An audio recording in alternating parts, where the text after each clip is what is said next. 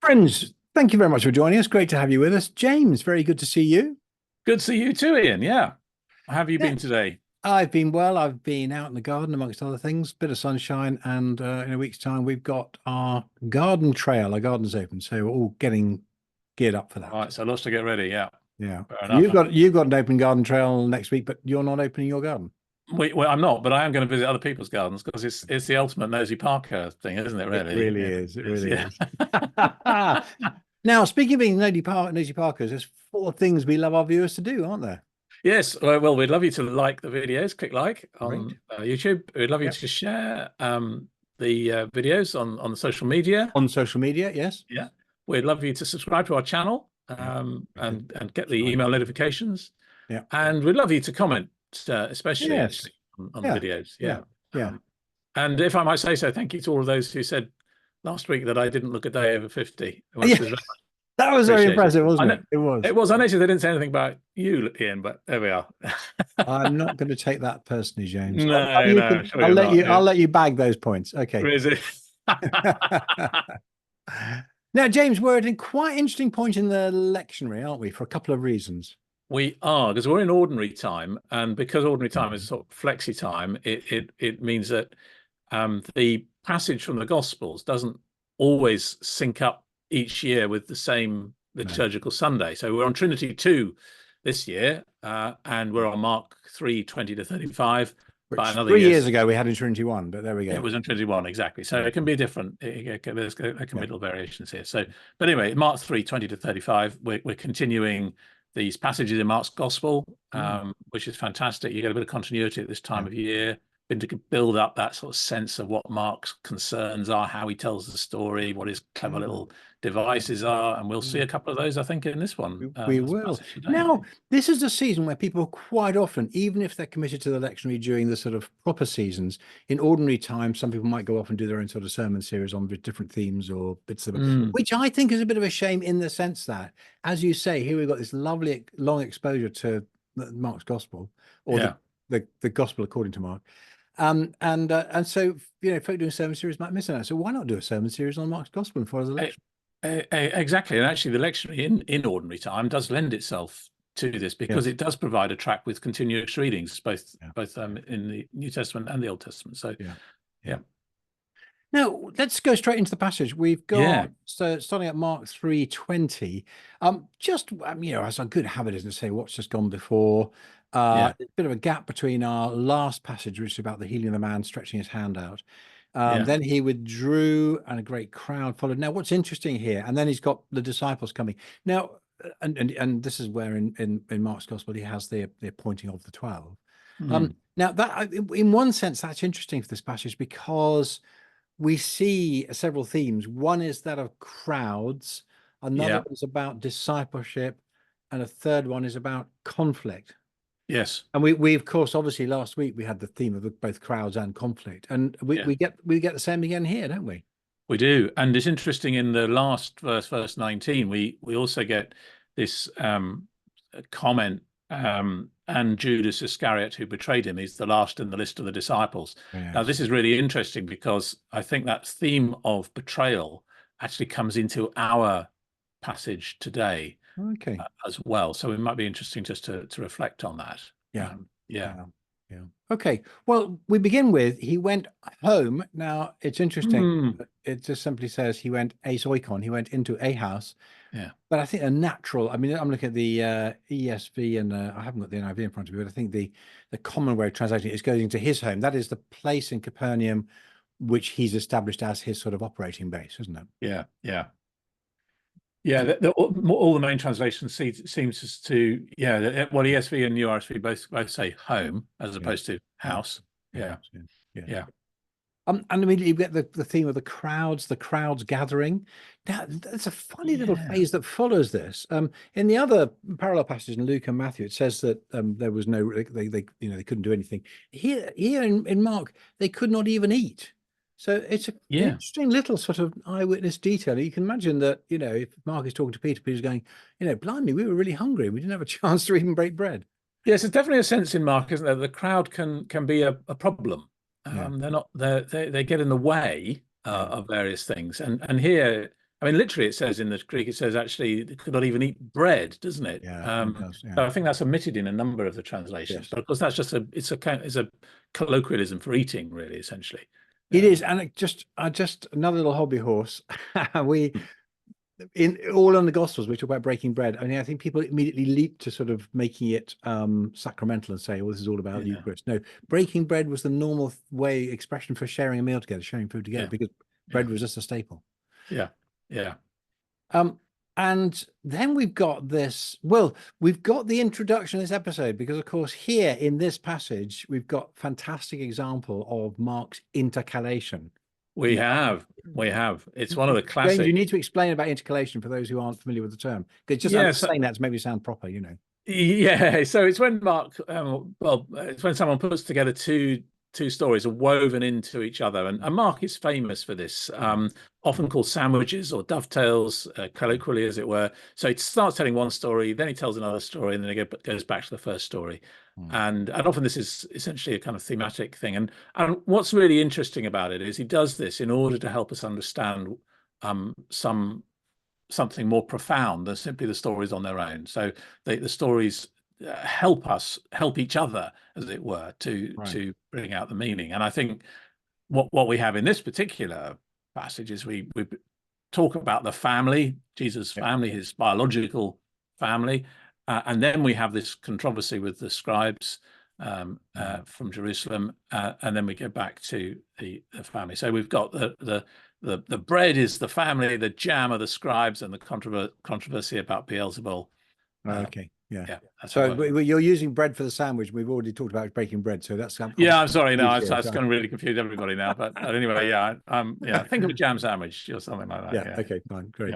Now, there's a sense in which that means that in reading and understanding and preaching on this, we need to understand each story in its own right, but we also need to understand the connections as well. We do. And it seems to me here that there's a sense in which you've got people who are obstacles to Jesus' ministry, who you think might be on his side. Yeah. And people who are obstacles to his ministry, who you kind of expect, well, this is part of the opposition. We realize that. So it is quite interesting, isn't it, that there are overt and covert challenges to Jesus' own exercise of his ministry. There are, definitely, yeah. And I think also the other thing is that seems to particularly be an emphasis in the way Mark tells his story, is that you've got those nearest to Jesus relationally, his kin, his family, but then you've got what Mark says, he's got the scribes who came from Jerusalem. Oh, from a distance. From a distance. But of course, the scribes from Jerusalem are like lawyers from London. They're the most important scribes. So the greatest of the scribes and the closest of the kin are those who altogether get it wrong. They both misunderstand Jesus. So that's an interesting way in which I think these two stories work together and help us understand what Mark is saying here. But Mark's language about Jesus' biological family is really compromising here, isn't it? Because Luke and Matthew both, but Luke and Matthew both disentangle, and actually in Luke it reverses the order of the story, but separates them completely, whereas Mark has them together. Notice again, just a reminder that every gospel writer here is organizing the material for a particular interpretive purpose to tell us not just the story, but what the story means and its significance in his understanding. But Matthew and Luke also smooth it out. So in Matthew the family desire to speak with him, and in Luke they desire to see you. Here they went out to seize him because they want to grab him away and say you've got to stop doing this. This is not on. This is you are mad. They're saying he's gone out of his mind. It's really strong language. It is really. Now it is fascinating, isn't it? Because there's a Great Grove booklet that I read last year, looking about characterization by Cor Benema, characterization of the Gospels. And one of the things he does is he tracks through how particular characters are portrayed. And one of the things he notices that Mary, Jesus' mother, apart from key episodes in Luke's Gospel, Mary actually does not get a good press here. And here's one example of that, where Mary, clearly one of them, because Jesus then refers to who are my mother's mother, and Mary and his earthly brothers prior to their post-resurrection encounter with him, do not get a good press here at all.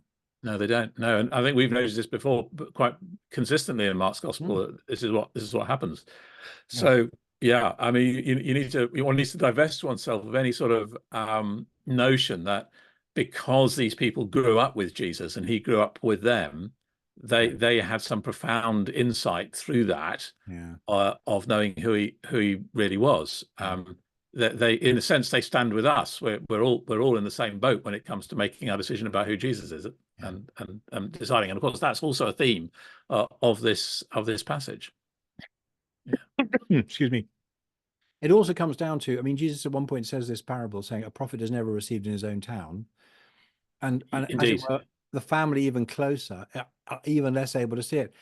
Now, Yeah. this is really fascinating. I was just listening to a podcast today while I was in the garden, and someone gave an example. The question was, why doesn't God make himself clear to us, more clear to us? Why can't God, sort of a big fanfare, skywriting, here I am, God's here, so that we'd all believe?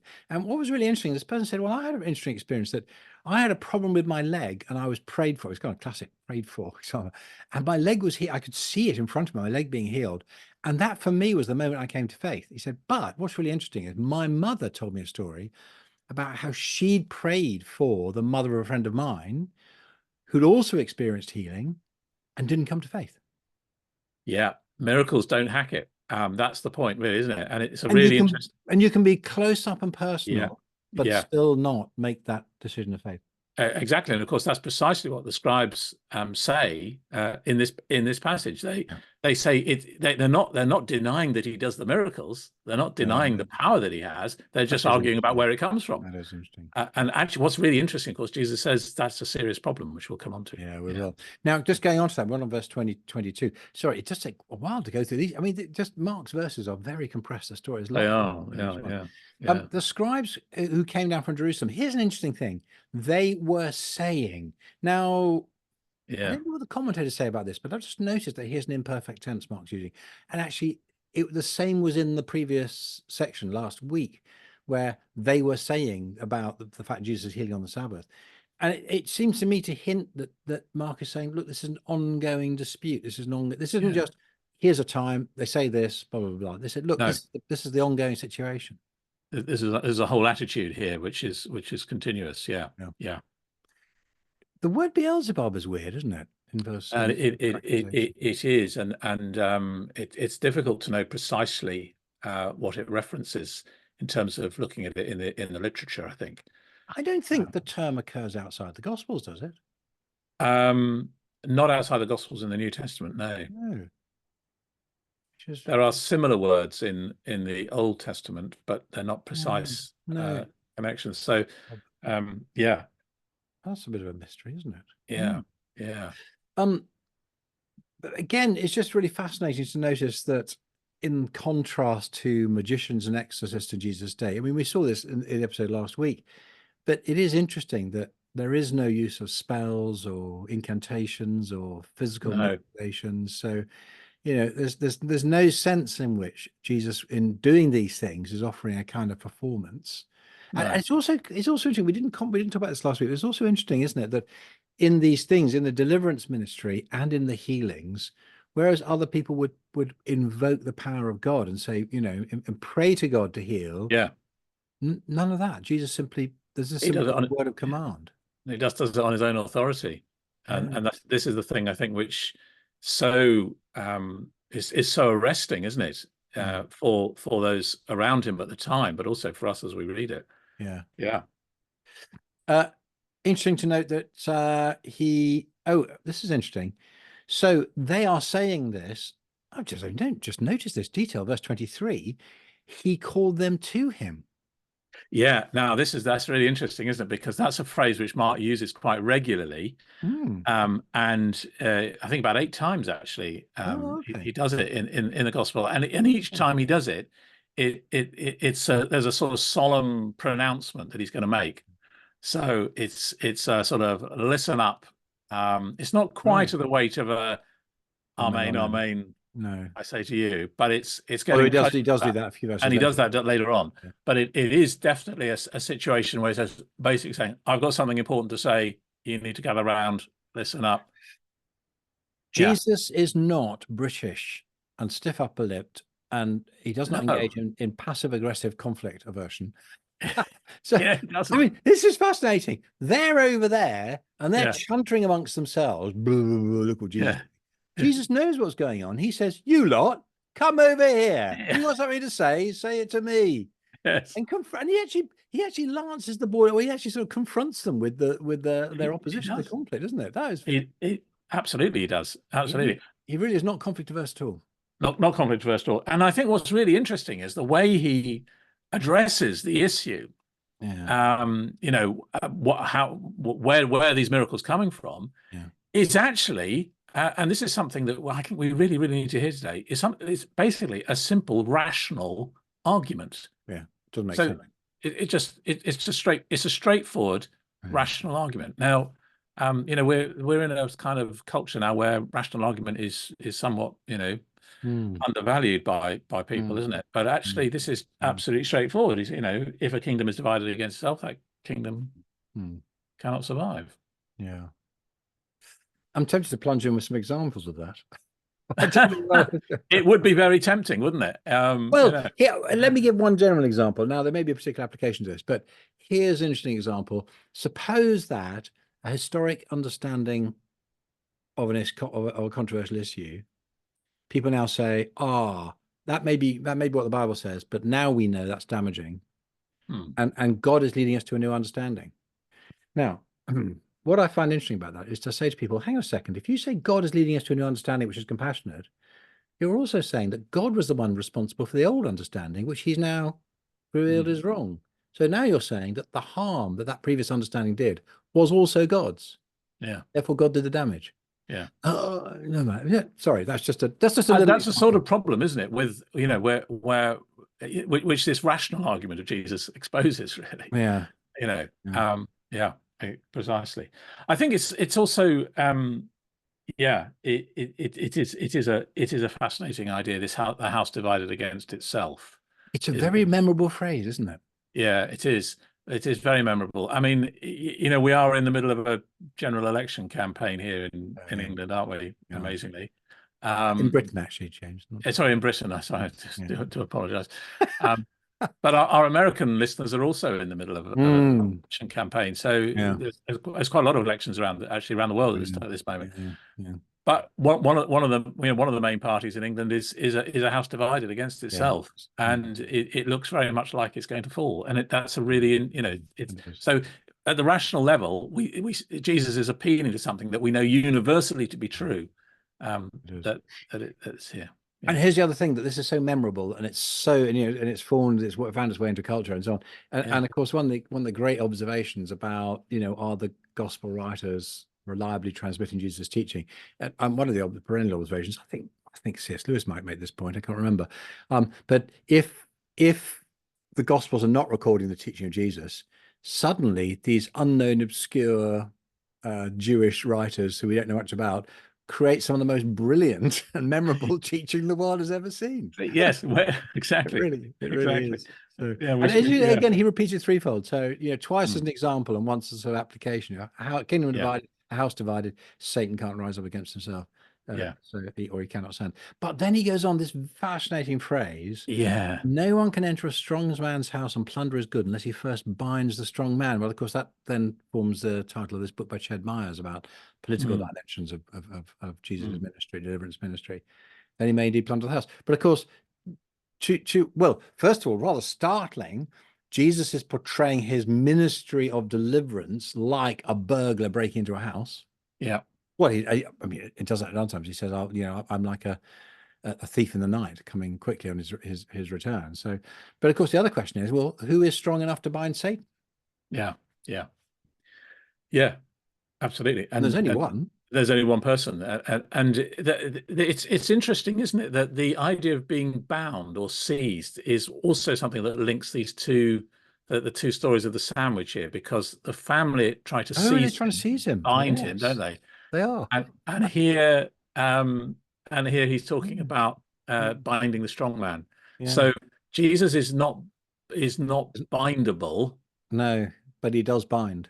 but he does bind, which is Yeah, really interesting. yeah, Yeah. yeah. And Gosh, indeed, he's the only one who's able to bind the strong man. yeah, yeah. And So, that's again, we can see Mark's compositional technique because he wants to put these mm, stories together, and the language, uh, yeah, correlates as well. it does.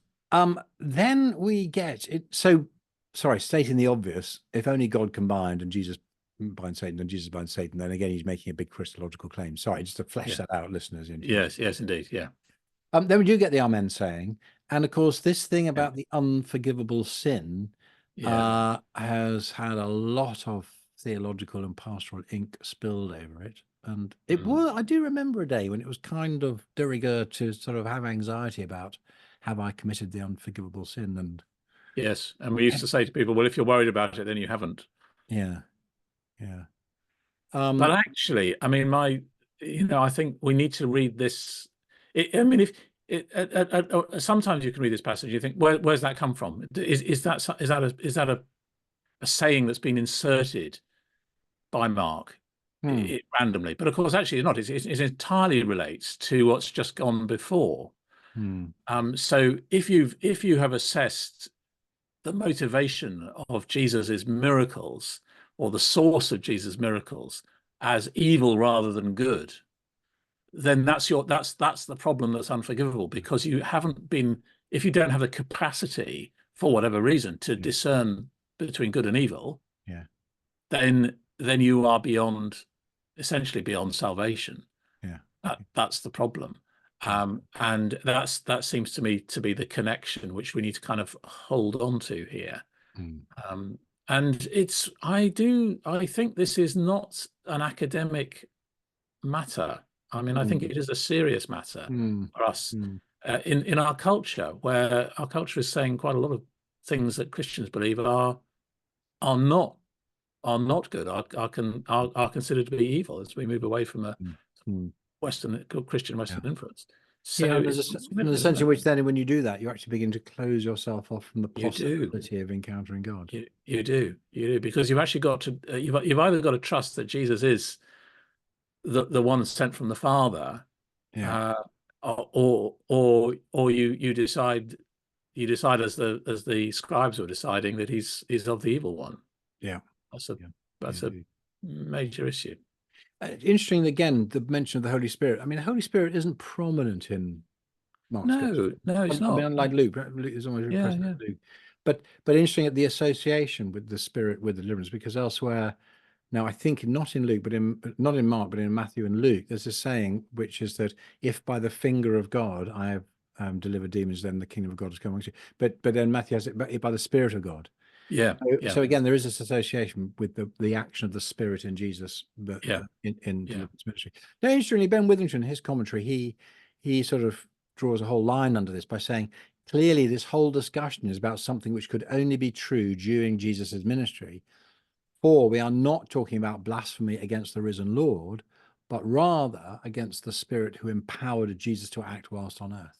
Right. So he is locating that very clearly in terms of this immediate question in Jesus' ministry. But there's other application too. So now we come at last to the closing section of the frame story. Now this is fascinating, isn't it? Because this time he notes his mother and his brothers came and standing outside.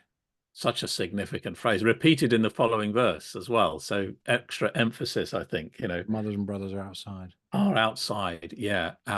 So you've got those who should be inside the house, outside the house, which is really, really interesting. So those who should be nearest are furthest away. And interestingly, of course, he leaves them outside. So and basically he redefines his family. Now that's a huge, I mean, when you think about it, that's absolutely a huge thing to do. But it's also something which is very profound for those who believe and trust in him, because we have been marked as his brothers and sisters. Just a couple of interesting details of the story unfolds. I just noticed verse 32, and the crowd was sitting around him. Well, and now again, two dynamics to notice. One is that implies Jesus himself was sitting, and it would be characteristic of a teacher in Jesus' day to sit to teach. Hence, in the Sermon on the Mount, Matthew 5, he goes up and sits down and teaches. Hence our tradition of having a cathedra, a chair Yeah. In a cathedral, which is where Yeah. the bishop sits to teach, which is a bit difficult because I prefer to stand to teach. But anyway, but that's a cultural norm. And then of course they're sitting, and of course where he might be sitting up on something, they're sitting down on the floor, sitting at his feet. So again, we get this the idea of sitting at someone's feet to learn, which again is Yeah. the image we have. Yeah. So the crowd are in the posture of disciples, Yeah. whereas the his family are outside. They're outside, as you say, both literally and metaphorically. They And are. again, this connects with the story of the author he describes in the Pharisees in the jam sandwich bit of it, where again they're very clearly on the outside. Absolutely. Yeah. And then I mean, interestingly, we then have that phrase in verse 34, and looking at those who sat around him, or looking around, Yeah. which is another phrase which we've noticed again in Mark on several occasions, which is an Yes. authoritative looking around. Mm. And so once again, you expect a pronouncement from Jesus, don't you? That's going to be quite important once we get to the Holy Week, because weirdly on the Palm Sunday, according to Mark, he walks into the city, into And Jerusalem, he looks around in and the he looks temple. around, and Yes, then in that's it. Mark You 11. think, Yeah. what's that about? Yeah. It's the But I same. think that was where we noticed it Oh yeah, earlier in the year. Actually, yeah, I think if I remember rightly in the conversation we had, yeah, but yeah, it's multiple. I think it's multiple times. I think in Mark. So yeah. you get that. Yeah, yeah. So And yeah, as you say, then he has this big shift of register and redefining family. Now, two things to notice here. One is that this deconstructing as the family tribal unit as the fundamental thing that defines you socially. It is interesting that, I mean, there's a couple of folk, including Jonathan Haidt in his writing about Western civilization, about the psychology of perception. He picks up this comment by Joseph Heinrich in The Weirdest People in the World, where they identify one of the key things that the Christian influenced West has done, which is moved away from this tribal family thing that defines you, whereas you tend to find, for instance, in the Muslim Arab world, your tribe and your family are the thing that really matters yeah, above everything else. yeah, And they said there's a fundamental difference between two cultures, and this fundamental difference has been introduced by Jesus' teaching here ultimately.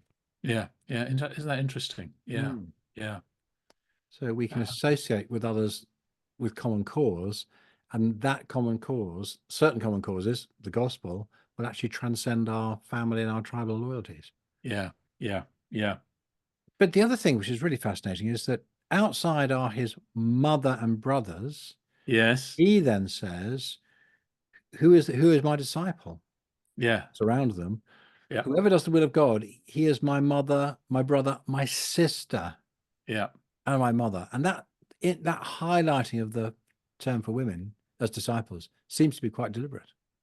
It does. It does. And one, yeah, and yeah, it is absolutely. It's very. I think it's very significant here. Yeah. It's not the list you expect in terms of what's gone before. Right. So it must be significant that it's included. Yeah. And that means that the crowd sitting in front of him is a mixed group of men and women. Men and women were yeah, absolutely. Yeah. Which is once again an unusual feature of Jesus' teaching. Yeah. Yeah. Well, that's the end of our time. And also that's the end of this particular section in Mark, because we've had this sort of galloping through from 115 Yeah. Yeah. in chapter 1, chapter 2, chapter 3, into this sort of like archetypal. This is the ministry of Jesus. He draws a line under it. And then chapter 4, the focus then becomes on his teaching. So Yeah. So we kind of draw breath at this point, really, we between do. chapter 3 and 4. Yeah. This immediate, breathtaking roller coaster ride through Jesus's dealing with the crowds, with the disciples, who's inside, outside, with opposition as well and conflict. Mm. Mm. James, thank you very much, friends. Thank you for joining us. Don't forget to do those 4 things we love, which is to click like, which is to share on social media. You can click the share button there and get a link, which is subscribe as well. And so we can see you week in, week out. And do comment if you've got any observations about the things we've talked about, or have you any of your own, then do add that. We love to see other people's perspectives and views. So, James, thank you very much. See you next time.